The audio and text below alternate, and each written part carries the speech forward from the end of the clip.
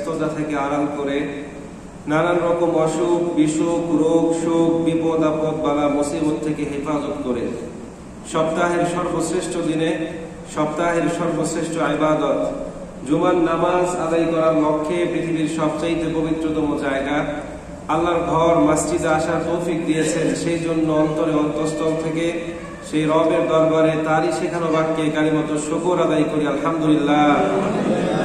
আল্লাহুম্মা লাকাল হামদু ওয়া লাকাশ শুকরু কামা ইয়ানবাগি লিজালালি ওয়াজহিকা ওয়া আযীমি সুলতানিক। সকল প্রশংসা একজনের জন্য, তিনি কে? প্রিয় উপস্থিতি, আজকে আমরা যে বিষয়ের উপর আলোচনা করব তার শিরোনাম হচ্ছে শিরকের প্রকার, বিদআতের পরিচয় এবং সমাজে প্রচলিত কতিপয় শিরিক বিদআত। সম্মানিত উপস্থিতি, গত জুমায় আমরা বিস্তারিতভাবে শিরকের পরিচয় এবং উৎপত্তি সম্পর্কে আলোচনা করেছিলাম। সেখানে বলেছিলাম পৃথিবীতে সর্বপ্রথম শিরকের উৎপত্তি হয় হযরত ইদ্রিস আলাইহিস সালাতু ওয়াস সালাম এবং নূহ আলাইহিস সালাতু ওয়াস সালামের মধ্যবর্তী সময়ে। মূলত এই সময়টাতে মানুষ আল্লাহ পাক রব্বুল আলামিনের মুত্তাকি নৈকট্যশীল বান্দাদের প্রতি ভক্তি শ্রদ্ধার মাধ্যমে তাদের প্রতিকৃতি তৈরি করে সর্বপ্রথম শিরকে লিপ্ত হয়। এরপর আমরা হযরত ইব্রাহিম আলাইহিস সালাতু ওয়াস সালামের যুগে চন্দ্র সূর্য গ্রহ নক্ষত্র জড়বস্তু এবং মূর্তি পূজা সম্পর্কে আলোচনা করেছিলাম। এরপর ইব্রাহিম আলাইহিস সালাতু ওয়াস সালামের সঙ্গে নমরুদের যে বিতর্ক হয়েছিল এগুলো নিয়ে আলোচনা করেছিলাম। আজকে আমরা শুরু করব কিভাবে জাজিরাতুল আরব তথা আরব উপদ্বীপে সর্বপ্রথম মূর্তি পূজার প্রচলন শুরু হয়। প্রিয় উপস্থিতি, হযরত ইব্রাহিম আলাইহিস সালাতু ওয়াস সালাম দ্বীনে হানাফিয়া তথা একত্ববাদী খোদার ধর্ম সর্বত্র প্রচার করতে ছড়িয়ে দিলেন।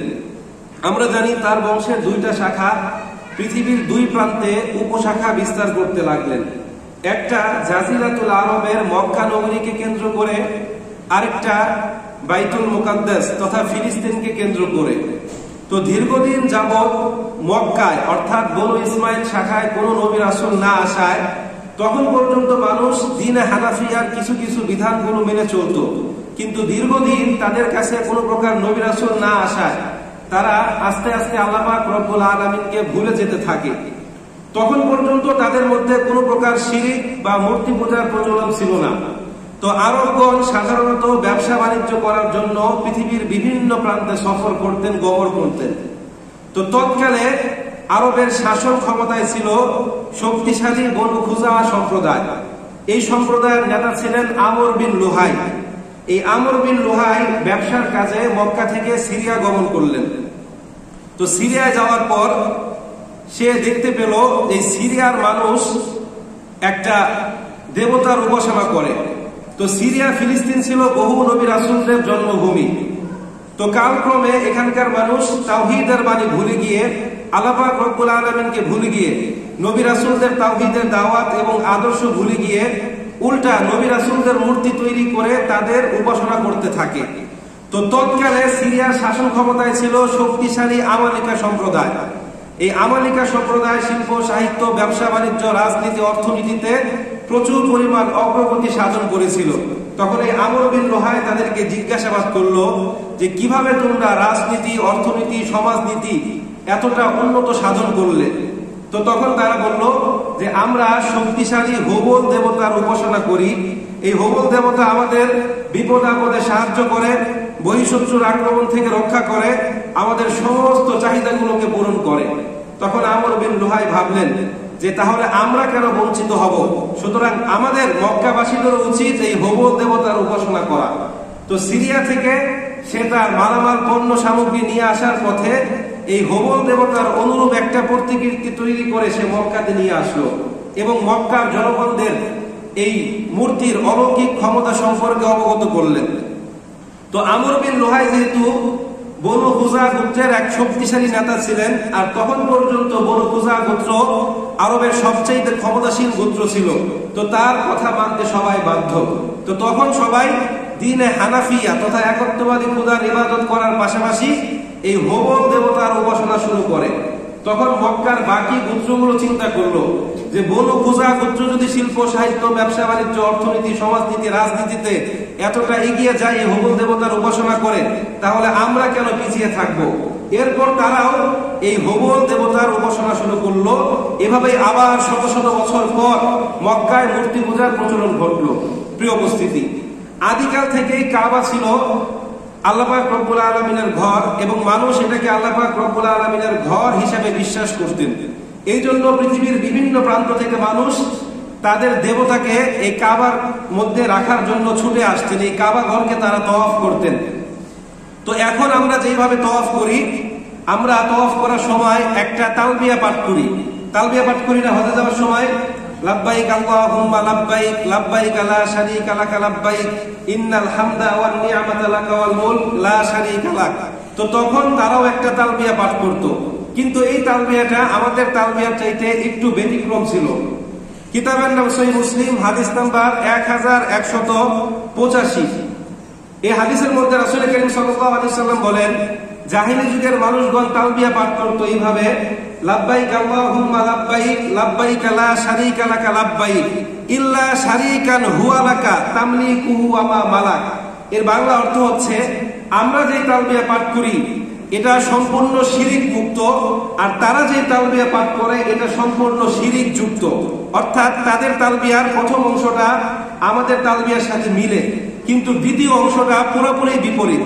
এর অর্থ হচ্ছে ইল্লা শারীকান হুয়া, তবে আল্লাহ পাক রব্বুল আলামিন যাকে তার অংশীদার বানিয়েছেন, লাকা তামলিকুহু ওয়া মা মালাক, যাকে যতটুকু ক্ষমতা দিয়েছেন সে ব্যতীত অন্য কোনো ক্ষমতার অধিকারী নাই। এখন সুবহানাল্লাহ পড়বেন না নাউজুবিল্লাহ পড়বেন? এভাবে যুগ যুগ ধরে মানুষ যখন আল্লাহ পাক রব্বুল আলামিনের তাওহীদকে বিকৃতি করে আল্লাহ পাক রব্বুল আলামিনের সাথে কাঠ পাথর মাটির তৈরি ওই সমস্ত দেবতাদেরকে অংশীদার সাব্যস্ত করছিল, তখন আল্লাহ পাক রব্বুল আলামিন বিশ্বনবী মুহাম্মদুর রাসূলুল্লাহ সাল্লাল্লাহু আলাইহি ওয়াসাল্লামকে নবুয়ত দিয়ে প্রেরণ করলেন।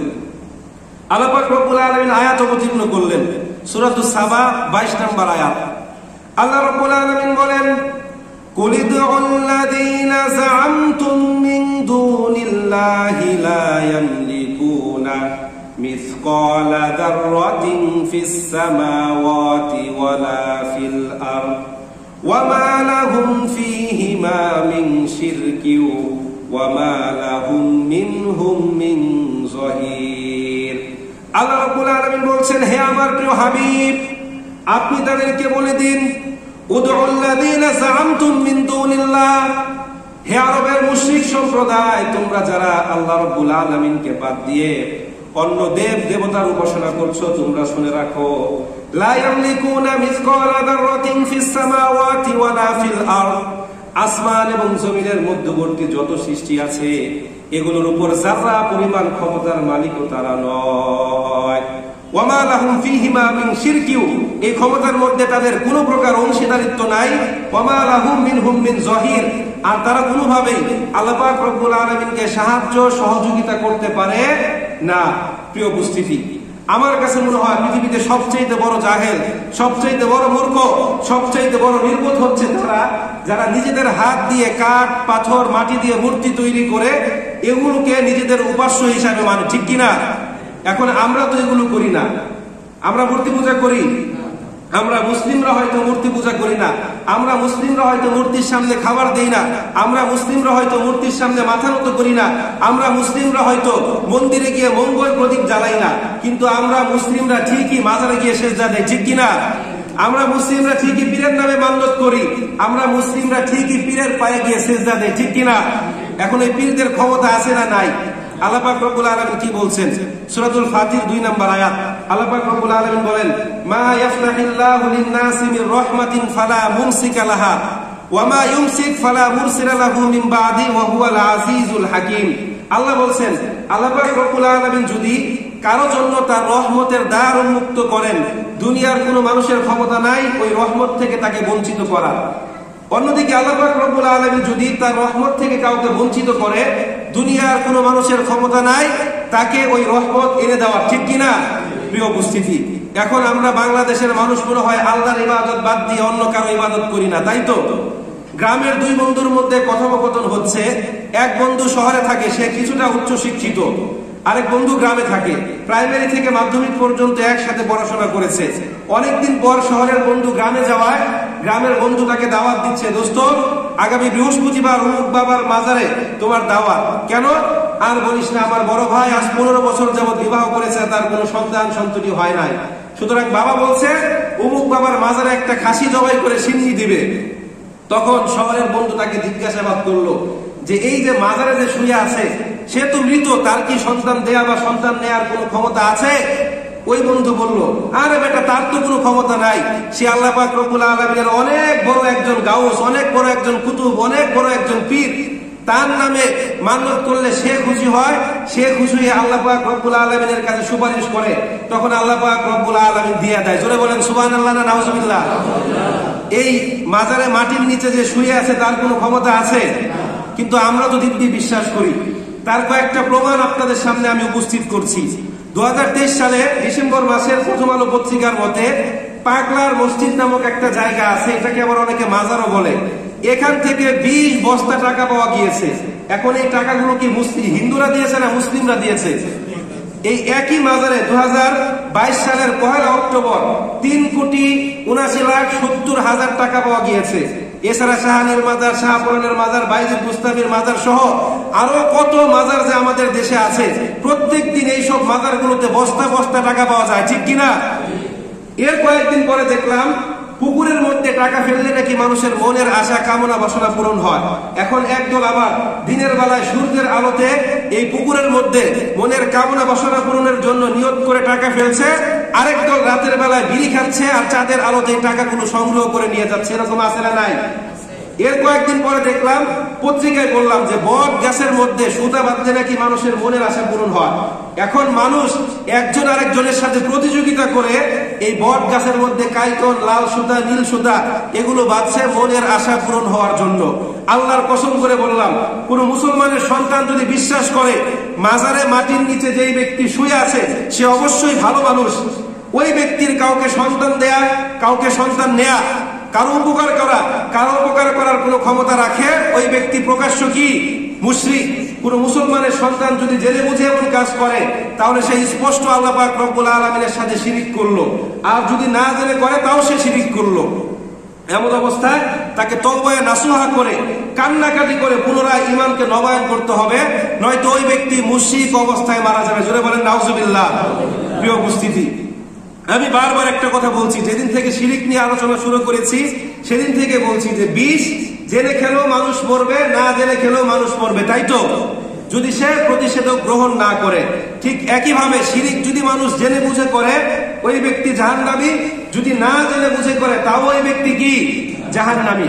আল্লাহ পাক রব্বুল আলামিন এই শিরিক সম্পর্কে কি বলছেন? এই শিরিক সম্পর্কে আল্লাহ পাক রব্বুল আলামিন বিশ্ব মানবতার মুক্তির দিশারি মহাগ্রন্থ আল কুরআনুল কারীম একাধিক আয়াতে কারিমা অবতীর্ণ করেছেন। সূরাতুন নিসা 116 নম্বর আয়াত। আল্লাহ রাব্বুল আলামিন বলেন, ইন্নাল্লাহা লা ইয়াগফিরু আন ইউশরাকা বিহি ওয়া ইয়াগফিরু মা দুনা যালিকা লিমান ইয়াশা।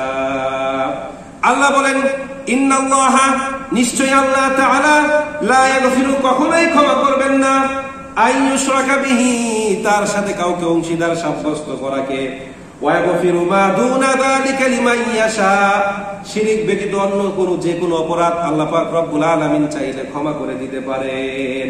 এই শিরিক ব্যতীত অন্য যে কোনো অপরাধ আল্লাহ যদি চান তো ক্ষমা করে দিতে পারেন। এর মানে এই নয় যে আল্লাহ ক্ষমা করবেন। ক্ষমা করবেন কি করবেন এটা পুরোটাই কার ব্যাপার? আল্লাহ পাক রব্বুল আলামিনের ব্যাপার। যেই ব্যক্তি আল্লাহ পাক রব্বুল আলামিনের সাথে কাউকে অংশীদার সাব্যস্ত করলো, ওই ব্যক্তি তার নিজের জন্য জান্নাতকে হারাম করে নিল। আল্লাহ পাক রব্বুল আলামিন তার জন্য জান্নাতকে হারাম করে দিবেন। দলিল সূরাতুল মাইদা 72 নম্বর আয়াত। আল্লাহ পাক রব্বুল আলামিন বলেন, ইন্নাহু মান ইউশরিক বিল্লাহ ফাকাদ হারামাল্লাহু আলাইহিল জান্নাতা ওয়া মাওয়াহুন নার ওয়া মা লিয-যালিমিনা মিন আনসার। আল্লাহ পাক রব্বুল আলামিন বলেন, ইন্নাহু, নিশ্চয়ই যে, মান ইউশরিক বিল্লাহ, আল্লাহর সাথে কাউকে অংশীদার সাব্যস্ত করবে, ফাকাদ হারামাল্লাহু আলাইহিল জান্নাতা, আল্লাহ ওই ব্যক্তির জন্য জান্নাতকে কি করে দিবেন? হারাম করে দিবেন। শুধু তাই নয়, ওমা ওয়াহুন নার, ওই ব্যক্তির আবাসস্থল হবে জাহান্নাম। ওমা লিযালিমিনা মিন আনসার, আর সেদিন জালেমদের জন্য কোনো সাহায্যকারী সেখানে থাকবে না। আল্লাহ পাক রব্বুল আলামিন বলছেন, কিতাবের নাম মুসনাদ আল আহমদ, হাদিস নাম্বার 22128, রাসূল কারীম সাল্লাল্লাহু আলাইহি সাল্লাম হযরত মুআজ ইবনে জাবাল রাদিয়াল্লাহু তাআলা আনহুকে নসিহত করে বলেন, ইয়া মুআজ লা তুশরিক বিল্লাহি শাইআ ওয়া ইন কুতিলতা ওয়া হুররিকতা। ইয়া মুআজ, তুমি কখনোই আল্লাহ পাক রব্বুল আলামিনের সাথে কাউকে অংশীদার সাব্যস্ত করবে না। যদি তোমাকে আগুনে পুড়িয়ে ফেলা হয়, যদি তোমাকে হত্যা করা হয়, এরপরও তুমি কখনো কি করবে না? আল্লাহ পাক রব্বুল আলামিনের সাথে কাউকে কখনোই অংশীদার সাব্যস্ত করবে না। প্রিয় উপস্থিতি, এবার আসি আমরা এই শিরকের প্রকার নিয়ে। শিরিক কত প্রকার? শিরিকের প্রকার নিয়ে উলামায়ে কেরামের একাধিক মতামত আছে। সকল উলামায়ে কেরামের মতে শিরিক হচ্ছে প্রথমত দুই প্রকার, আশ-শিরকুল আকবার আর শিরকুল আসগর। আশ-শিরকুল আকবার বলা হয় বড় ধরনের শিরিককে, যেগুলো সরাসরি আল্লাহ পাক রব্বুল আলামিনের জাত, সিফাত, রুবুবিয়্যাত, উলুহিয়াতের সাথে অংশীদার সাব্যস্ত করা হয়। সরাসরি কাউকে আল্লাহ পাক রব্বুল আলামিনের ক্ষমতার সাথে তুলনা করা হয়। আরেকটা হচ্ছে আশ-শিরকুল আসগর বা ছোট ছোট শিরিক। এটা হচ্ছে যেই কাজগুলো মূলত মানুষকে শিরকের দিকে ধাবিত করে, এমন কাজকে বলা হয় আশ-শিরকুল আসগর। প্রিয় উপস্থিতি, আবার মৌলিকভাবে শিরিক হচ্ছে তিন প্রকার। মৌলিকভাবে শিরিক কয় প্রকার? সবাই মনে হয় বুঝেন নাই। মৌলিকভাবে শিরিক কয় প্রকার? ভালো করে কান খাড়া করে শুনে রাখেন, সবার শোনা দরকার। এক নম্বর হচ্ছে আশ-শিরকু ফি যাতিল্লাহ, আল্লাহ পাক রব্বুল আলামিনের সত্তার সাথে কাউকে অংশীদার সাব্যস্ত করা। দুই নম্বর হচ্ছে আশ-শিরকু ফি ইলমিল্লাহ, আল্লাহর জ্ঞানের সাথে কাউকে অংশীদার সাব্যস্ত করা। তিন নম্বর হচ্ছে আশ-শিরকু ফি কুদরতিল্লাহ, আল্লাহর যে শক্তি, সামর্থ্য, ক্ষমতা আছে এটার সাথে কাউকে অংশীদার সাব্যস্ত করা। আমি একটু ব্যাখ্যা করছি। এক নম্বর হচ্ছে আশ-শিরকু ফি কুদরতিল্লাহ, আল্লাহর কুদরত। আশ-শিরকু ফি যাতিল্লাহ, আল্লাহর যে জাত আছে এই জাতের সাথে কাউকে অংশীদার সাব্যস্ত করা। এখন আল্লাহর জাত কি? আল্লাহ পাক রব্বুল আলামিন এক, অদ্বিতীয়, শুধুমাত্র ইবাদত পাওয়ার ক্ষেত্রে তিনি একমাত্র উপযুক্ত। এই ক্ষেত্রে আল্লাহ পাক রব্বুল আলামিনের ইবাদত করার পাশাপাশি অন্য কারো ইবাদত বন্দেগী করা। যেমন ইহুদিরা হযরতে উযাইর আলাইহিস সালাতু ওয়াস সালামকে আল্লাহর পুত্র বলে দাবি করে। আবার খ্রিস্টানরা কাকে আল্লাহর পুত্র বলে দাবি করে? ঈসা আলাইহিস সালাতু ওয়াস সালামকে। আবার হিন্দু সম্প্রদায় আল্লাহ পাক রব্বুল আলামিনের সাথে তাদের কল্পিত দেব দেবীর উপাসনা করে। আবার আরবের কাফির মুশরিকরাও আল্লাহ পাক রব্বুল আলামিনের সাথে লাত, মানাত, উজ্জাত, হুবল নামক দেবতার উপাসনা করত। এরা সরাসরি আল্লাহ পাক রব্বুল আলামিনের যে জাত আছে, যে সত্তা আছে, এই সত্তার সাথে অংশীদার সাব্যস্ত করে মুশরিক হয়ে গিয়েছে। দুই নম্বর হচ্ছে আশ-শিরকু ফি ইলমিল্লাহ, আল্লাহর যে জ্ঞান আছে এই জ্ঞানের সাথে কাউকে অংশীদার সাব্যস্ত করা। এটা মোটামুটি আমরা সবাই করি। প্রিয় উপস্থিতি, ভবিষ্যৎ বিষয়ে বা অদৃশ্য বিষয় সম্পর্কে আল্লাহ পাক রব্বুল আলামিন ছাড়া অন্য কেউ জানেন, এই মর্মে বিশ্বাস করাই হচ্ছে কি? আশ-শিরকু ফি ইলমিল্লাহ, আল্লাহর জ্ঞানের সাথে কাউকে অংশীদার সাব্যস্ত করা। অনেকে বলেন যে নবী রাসূলগণ গায়েব জানেন। আসলে এটা একটা ডাহা মিথ্যা কথা। হ্যাঁ, আমরাও বলি যে নবী রাসূলরা গায়েব জানে, ঠিক ততটুকু জানে যতটুকু আল্লাহ পাক রব্বুল আলামিন তাদেরকে ফেরেশতাদের মাধ্যমে জানিয়েছেন। এর চাইতে বেশি নবী রাসূলরা জানতেন? বলেন জানতেন? এই মর্মে একাধিক দলিল আছে যা আপনাদের সামনে আমি উপস্থাপন করছি। প্রিয় উপস্থিতি, সূরাতুন নামল 65 নম্বর আয়াত, আল্লাহ পাক রব্বুল আলামিন বলেন, কুল লা ইয়ালামু মান ফিস সামাওয়াতি ওয়াল আরদিল গায়বা ইল্লাল্লাহ। হে নবী, আপনি বলুন, লা ইয়ালামু, কেউ জানে না, মান ফিস সামাওয়াতি ওয়াল আরদিল গায়বা ইল্লাল্লাহ, আসমান এবং জমিনের মধ্যবর্তী যেই সকল অদৃশ্য বিষয় আছে এগুলো সম্পর্কে শুধুমাত্র একজন ব্যতীত, তিনি কে? আল্লাহর নামটা আমরা জুড়ে নিতে পারি না, একজন ব্যতীত তিনি কে? আল্লাহ পাক রব্বুল আলামিন ছাড়া।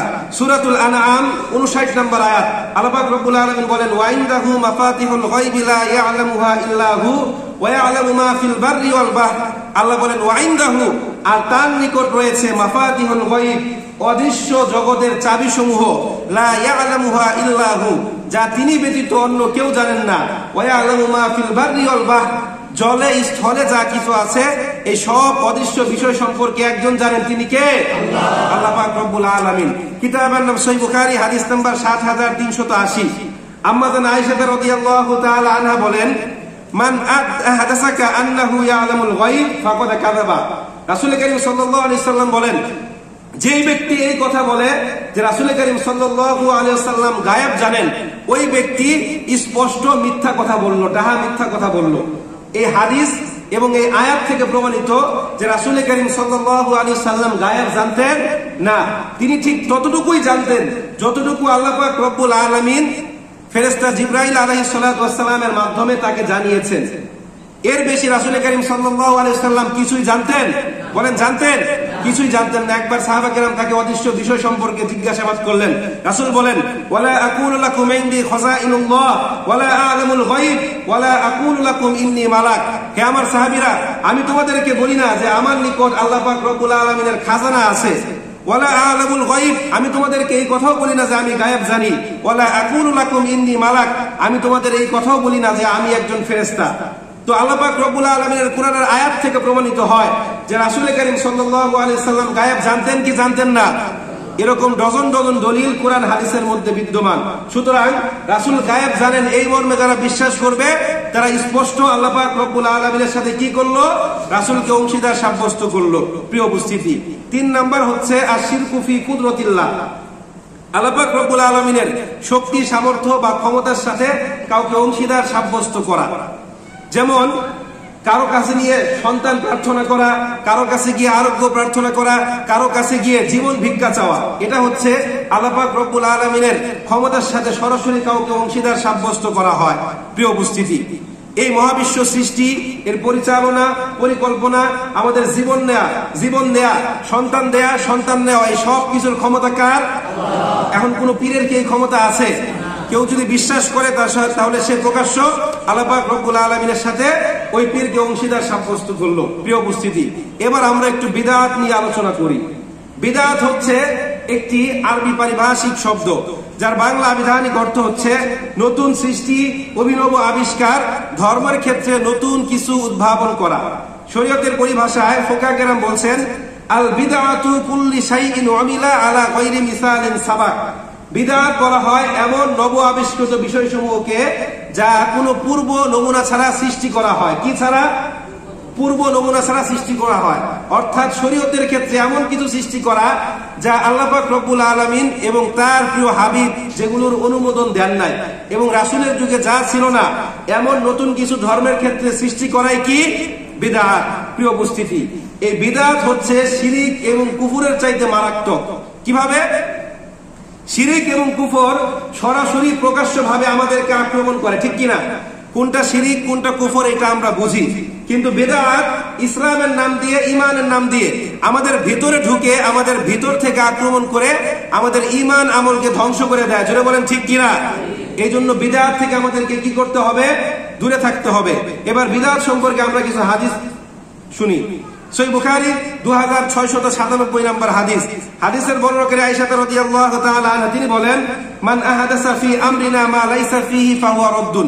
রাসূল বলেন, যেই ব্যক্তি বলল, এমন কিছু আমার সম্পর্কে বলল অথচ তা আমি বলি নাই, ফাহুয়া রাদ্দুন, তা স্পষ্ট প্রত্যাখ্যানযোগ্য। অবশ্যই তা কি করতে হবে? প্রত্যাখ্যান করতে হবে। কিতাবের নাম সহিহ মুসলিম, হাদিস নাম্বার 2042।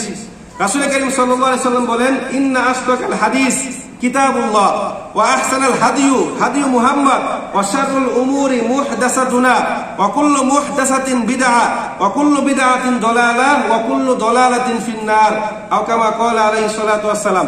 রাসূল বলেন, ইন্না আসদাকাল হাদিস কিতাবুল্লাহ, নিশ্চয়ই সর্বোত্তম কথা হচ্ছে আল্লাহ পাক রব্বুল আলামিনের কিতাবের কথা। ওয়া আহসানাল হাদিয়ু মুহাম্মদ, সর্বোত্তম পথ হচ্ছে আমি মুহাম্মদ সাল্লাল্লাহু আলাইহি ওয়াসাল্লাম কর্তৃক প্রদর্শিত পথ। ওয়া শাররুল উমুরি মুহদাসাতুনা, আর সবচেয়ে নিকৃষ্ট হচ্ছে ধর্মের ক্ষেত্রে নতুন কিছু আবিষ্কার করা। ওয়া কুল্লু মুহদাসাতিন বিদআহ, আর প্রত্যেকটা নব আবিষ্কার হচ্ছে বিদআত। ওয়া কুল্লু বিদআতিন দালালা, প্রত্যেকটা বিদআত হচ্ছে গুমরাহি। ওয়া কুল্লু দালালাতিন ফিন্নার, আর প্রত্যেকটা গুমরাহি মানুষকে কোন দিকে নিয়ে যায়? জাহান্নামের দিকে নিয়ে যায়। প্রত্যেকটা গুমরাহি মানুষকে কোন দিকে নিয়ে যায়? জাহান্নামের দিকে নিয়ে যায়। প্রিয় উপস্থিতি, কিতাবের নাম সুনান আদ-দারিমি, হাদিস নাম্বার 98। এখানে রাসূল করিম সাল্লাল্লাহু আলাইহি ওয়াসাল্লাম বলেন, কোন জাতি যখন ধর্মের ক্ষেত্রে বিদআত তৈরি করে, যেই পরিমাণ বিদআতকে তারা তৈরি করে, ওই পরিমাণ সুন্নতকে আল্লাহ পাক রব্বুল আলামিন তাদের মধ্য থেকে উঠিয়ে নেয়। জোরে বলেন নাউজুবিল্লাহ। এক একটা বিদআত সৃষ্টির কারণে এক একটা সুন্নতকে আল্লাহ পাক রব্বুল আলামিন ওই জাতির কাছ থেকে উঠিয়ে নেয়। প্রিয় উপস্থিতি, আমাদের সর্বদা সূরাতুল মাইদার 6 নম্বর আয়াত স্মরণ রাখতে হবে। আল্লাহ পাক রব্বুল আলামিন বলেন, আল ইয়াউমা আকমালতু লাকুম দীনাকুম ওয়া আতমামতু আলাইকুম নি'মাতি ওয়া রাদিতু লাকুমুল ইসলাম দীনা। আজ আমি তোমাদের জন্য তোমাদের দিনকে পরিপূর্ণ করে দিলাম এবং ইসলামকে তোমাদের জীবন ব্যবস্থা হিসাবে নির্ধারণ করলাম। সুতরাং আল্লাহ রাসূলের যুগে রাসূল যেটা করেন নাই, সাহাবীরা যেটা করেন নাই, এমন কিছু কি আমরা কি কখনো করব? ধর্মের অংশ বলে মানব? ধর্মের অংশ বলে মানাই মানে হচ্ছে কি? বিদআত। প্রিয় উপস্থিতি, মুসলিম জাতির মধ্যে শিরক ও বিদআত প্রচারের ক্ষেত্রে সবচেয়ে বেশি ভূমিকা, সবচেয়ে বেশি ষড়যন্ত্র হচ্ছে ইহুদি সম্প্রদায়ের। আব্দুল্লাহ ইবনে সাবা নামক এক ইহুদি ব্যক্তি নিজেকে মুসলিম দাবি করে মক্কা মদিনার দূরবর্তী সিরিয়া, খোরাসান, এরপর মিশরের বিভিন্ন জায়গায় ইসলামের নাম দিয়ে, ধর্মের নাম দিয়ে, নবীর প্রতি ভালোবাসার নাম দিয়ে মুসলিমদের মধ্যে বিভিন্ন প্রকার শিরক এবং বিদআত ছড়িয়ে দিয়েছে, যা আজও আমার দেশে বিদ্যমান। ঠিক কিনা? প্রিয় উপস্থিতি, সৌদি আরবের দেখবেন কোথাও কোনো পীরের দরবার নাই, কোথাও কোনো ওলির মাজার নাই, আছে? আর আমার বাংলাদেশে দেখবেন প্রত্যেকটা পাড়ায় পাড়ায়, মহল্লায় মহল্লায় মাজার আছে না নাই? এখন আপনাদের কাছে প্রশ্ন, যেই দেশের রাসূলের জন্ম, যেই দেশের মাটির নিচে 1.5 লক্ষ সাহাবী শুয়ে আছে, যেখানে জান্নাতের সার্টিফিকেট প্রাপ্তরা শুয়ে আছে, তাদের চাইতে কি আমার দেশের পীর আউলিয়ারা বেশি ক্ষমতাধর? বলেন, তাদের চাইতে আমার দেশের পীর আউলিয়ারা বেশি ক্ষমতাধর? সুতরাং কোন পীরের দরবারে গিয়ে সিজদা দেওয়া যাবে? বলেন, দেওয়া যাবে? প্রিয় উপস্থিতি, চতুর্থ শতাব্দী থেকে এই যে আব্দুল্লাহ ইবনে সাবার প্রচলিত শিয়া মতবাদ পৃথিবীর বিভিন্ন রাষ্ট্রে উপশাখা বিস্তার করতে থাকে এবং ধীরে ধীরে তারা পৃথিবীর বিভিন্ন রাষ্ট্রে নিজেদের ক্ষমতা বিস্তার করতে রাখে। ওই রাষ্ট্রের রাষ্ট্র ক্ষমতাগুলো তারা দখল করতে থাকে।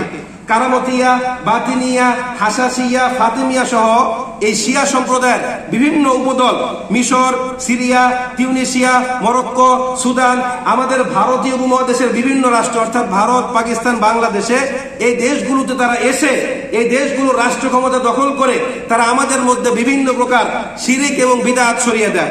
আপনারা জানেন প্রায় বাংলাদেশে 200 বছরের একটা নবাবী শাসনামল আছে নাকি নাই? এই অধিকাংশ নবাবরা ছিল শিয়া মতবাদী। অধিকাংশ নবাবরা কি ছিল?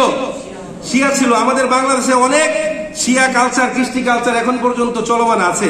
প্রিয় উপস্থিতি, এরা ধর্মের নাম দিয়ে, কোরআনের নাম দিয়ে, হাদিসের নাম দিয়ে আমাদের মুসলিমদের মধ্যে ইসলামের নাম দিয়ে অনেক প্রকার শিরক বিদআত ছড়িয়ে দিয়েছে। কোরআনের অপব্যাখ্যা, জাল হাদিস তৈরি এবং কিচ্ছা কাহিনী অনেক আমাদের সমাজে ছড়িয়ে দিয়েছে, যা আজও আমাদের দেশে চলমান। সুতরাং আমাদেরকে এগুলো থেকে কি থাকতে হবে? এখন বিরত থাকবো আমরা কিভাবে? আমি যদি জানি না যে এটা শিরক, তাহলে এটা তো আমার দ্বারা হওয়ার সম্ভাবনাই বেশি। ঠিক কিনা? এখন এই শিরক সম্পর্কে আমাদের জানার দরকার আছে না নাই? এখন জানতে হলে কি করতে হবে? কোরআন হাদিস পড়তে হবে, তাই তো? অথবা কোন হুজুরদের কথা শুনতে হবে। এখন আমরা কি কোরআন হাদিস পড়ি? আজকে কে আছেন যে 5টা আয়াত অর্থ সহ, শানে নজুল সহ, ব্যাখ্যা সহ পড়েছেন? 5টা না, একটা আয়াত পড়েছেন, এরকম কেউ আছে? একটা হাদিস পড়েছেন, একটা ইসলামী বই পড়েছেন যে না আমি আজকে জানার চেষ্টা করি 5টা শিরক কি, 5টা শিরকি কাজ সম্পর্কে। এখন তো গুগল আছে, ইন্টারনেট আছে, সার্চ দিলে অহরহর লেকচার এবং এই মর্মে যে অনেক গবেষণা পাওয়া যায়। আপনারা সার্চ দিলে তো জানতে পারেন যে কোনটা শিরক, কোনটা বিদআত, কোনটা ভালো, কোনটা খারাপ। আমি যে আয়াত এবং হাদিসের কথা বলেছি সাথে সাথে আপনারা চাইলে সার্চ দিয়ে বের করতে পারেন। ঠিক কিনা? তো এগুলো সম্পর্কে আমাদের কি দরকার? সচেতনতা দরকার। এই জন্য আমাদের বেশি বেশি শিরক বিদআত সম্পর্কে জানতে হবে। আল্লাহ পাক রব্বুল আলামিন আমাদের সবাইকে শিরক এবং বিদআত থেকে দূরে থাকার মতো তৌফিক দান করেন। সবাই বলে আমিন। প্রিয় উপস্থিতি, এবার বহুল প্রচলিত কিছু শিরকের কথা আমি আপনাদেরকে বলছি। 1 নম্বর হচ্ছে আল্লাহ পাক রব্বুল আলামিন ছাড়া কারো গায়েবী ক্ষমতায় বিশ্বাস করা, অর্থাৎ অদৃশ্য বিষয় সম্পর্কে কেউ জানে এই মর্মে বিশ্বাস করা কি? সবাই জুড়ে বলেন কি? শিরক। 2 নম্বর হচ্ছে জ্যোতির্বিদ্যায় বিশ্বাস করা, অর্থাৎ এই যে জ্যোতিষীরা বিভিন্ন বিষয়ে ভবিষ্যৎবাণী করে এগুলোতে বিশ্বাস করা। 3 নম্বর জাদু টোনা করা। 4 নম্বর রোগ নিরাময়ের উদ্দেশ্যে হাতে কোনো আংটি ব্যবহার করা। 5 নম্বর মাজারে গিয়ে মান্যত করা।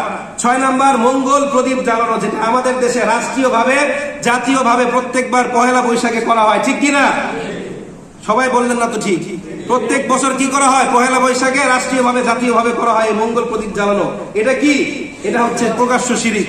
7 নম্বর আল্লাহ পাক রব্বুল আলামিন ছাড়া অন্য কারো নামে কুরবানি বা মান্যত করা। 8 নম্বর হচ্ছে আল্লাহ পাক রব্বুল আলামিন ছাড়া অন্য কারো উপর ভরসা করা। প্রিয় উপস্থিতি, এবার আমরা কিছু বিদআত সম্পর্কে জানি। প্রথম নাম্বার বিদআত হচ্ছে সাহাবীদের সমালোচনা করা, এটা স্পষ্ট বিদআত। সাহাবীদের নামে কোনো কি করা যাবে না, সমালোচনা করা যাবে না। 2 নাম্বার লটারি করা, এটা কিন্তু শিরকের পর্যায়ে করে, তারপরে এটা বিদআত। লটারি কখনো কি করা যাবে না, যে কোনো কাজেই হোক লটারি করা যাবে না। এরপর হচ্ছে মিলাদ মাহফিলে রাসূল করিম সাল্লাল্লাহু আলাইহি ওয়াসাল্লাম সশরীরে উপস্থিত হয় এই মর্মে বিশ্বাস করা, যে রাসূল করিম সাল্লাল্লাহু আলাইহি ওয়াসাল্লাম ইয়া নবী সালাম আলাইকা বললে তিনি আসে, এই মর্মে বিশ্বাস করা হচ্ছে কি বিদআত। সুতরাং কেউ যদি বলে স্পষ্ট বিদআত, এটা আপনারা করবেন না। হ্যাঁ, আপনি ইয়া নবী সালাম আলাইকা বলতে পারেন, কোনো সমস্যা নাই, কিন্তু রাসূল উপস্থিত হয় এই মর্মে কেউ কি করবেন না, বিশ্বাস করবেন না। এরপর হচ্ছে মৃত ব্যক্তির ছবি ঘরের মধ্যে টাঙিয়ে রাখা অথবা কারো ঘরে কোনো প্রকার ছবি রাখা। এখানে আমরা যারা আছি আমাদের মধ্যে ম্যাক্সিমাম লোকের ঘরে বাবা মা অথবা পূর্বপুরুষ কারো ছবি আছে। প্রিয় উপস্থিতি, সাবধান, ঘরে কোনো ছবি কি করা যাবে না, রাখা যাবে না। হাদিসের মধ্যে বর্ণিত আছে যে ঘরে কোনো মানুষের প্রতিকৃতি থাকে, কোনো প্রাণীর ছবি থাকে, ওই ঘরে কি করে না, রহমতের ফেরেশতা প্রবেশ করে না। তো রহমতের ফেরেশতা প্রবেশ না করলে সেখানে কে প্রবেশ করে বলেন? আপনার ঘরে রহমত না থাকলে সেখানে কে থাকবে? শয়তান থাকবে। প্রিয় উপস্থিতি, এরপর হচ্ছে সুন্নতে খাতনার পর নিমন্ত্রণের আয়োজন করা, অর্থাৎ মুসলমানের পরে মানুষ যে নিমন্ত্রণের আয়োজন করে, এটা হচ্ছে বিদআত। এরপর হচ্ছে মানুষের মৃত্যু বার্ষিকী পালন করা, এটা নিয়ে আমাদের দেশে অনেক ধরাধরি এবং ছাড়াছাড়ি আছে। আমরা দুইটাই করছি। প্রথমত, এটা যে 40 দিনেই করতে হবে, 1 বছরেই করতে হবে এমন কোনো কথা নাই। দ্বিতীয়ত, এটা যে করা একবারে বিদআত এমনও নয়। অর্থাৎ আপনি আপনার বাবা মার জন্য দান করবেন, গরিব মিসকিনদের খাবার দেবেন, এটা কি ভালো না খারাপ? অবশ্যই ভালো কাজ, কিন্তু এটা নির্দিষ্ট দিন তারিখে করতে হবে এমন কোনো কথা বলা যাবে না, যে 40 দিনের দিন করতে হবে, 3 দিনের দিন করতে হবে, 1 বছর হলে করতে হবে এমন কোনো বিধান নেই। আপনি চাইলে